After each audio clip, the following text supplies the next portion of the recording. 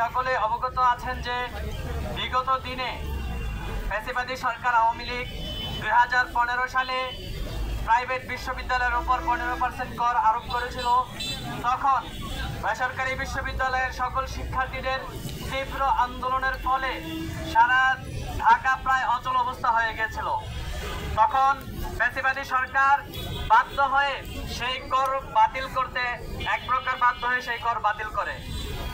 কিন্তু অত্যন্ত দুঃখজনকভাবে বলতে হয় যে বর্তমান সরকার যেই 15% কর আরোপ করেছে তা আমাদের জুলাই বিপ্লবের আকাঙ্ক্ষার বিপরীত বলে আমি মনে করি। শিক্ষা আমাদের অধিকার, শিক্ষা কোনো পণ্য নয়।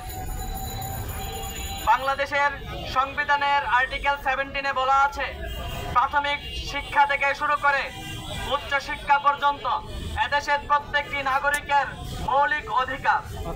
সে তা নিশ্চিতে যত ধরনের সুযোগ সুবিধা রয়েছে সেই সুযোগ সুবিধা দিতে সরকার বাধ্য। কিন্তু আমরা দেখছি যে বর্তমানে শিক্ষা ব্যবস্থা, শিক্ষা খাতে যেখানে সরকার ভর্তুকি দেওয়ার কথা সেই জায়গা থেকে শিক্ষা খাতে কর আরোপ করে আমাদের শিক্ষা গ্রহণের যে অধিকার সেই অধিকার নিশ্চিতে বিঘ্ন ঘটবে বলে আমরা মনে করি। এবং কর আরোপ করা হয় সাধারণত রাজস্ব আয়ের জন্য উচ্চ বিলাসী যেই পণ্যগুলো রয়েছে সেই পণ্যের উপর সরকারের কর আরোপ করা প্রয়োজন।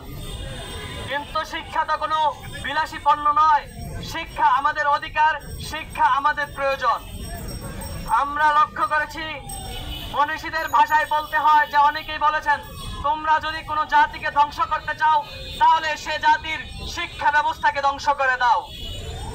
আজকে বর্তমানে প্রাইভেট ইউনিভার্সিটিতে শুধুমাত্র যে উচ্চবিত্ত পরিবারের সন্তানেরা লেখাপড়া করে সেটা কিন্তু নয়, সেখানে কারা আসে নিম্নবিত্ত এবং মধ্যবিত্ত পরিবারের সন্তানেরাও প্রাইভেট ইউনিভার্সিটিতে পড়াশোনা করতে আসে।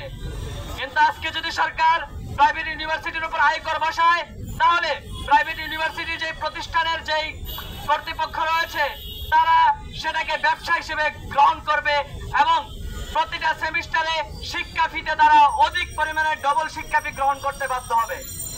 সেই জন্য সরকারকে বলবো আপনারা সেই সিদ্ধান্তকে পুনর্বিবেচনা করুন, শিক্ষার্থীদের প্রতি মানবিক হন।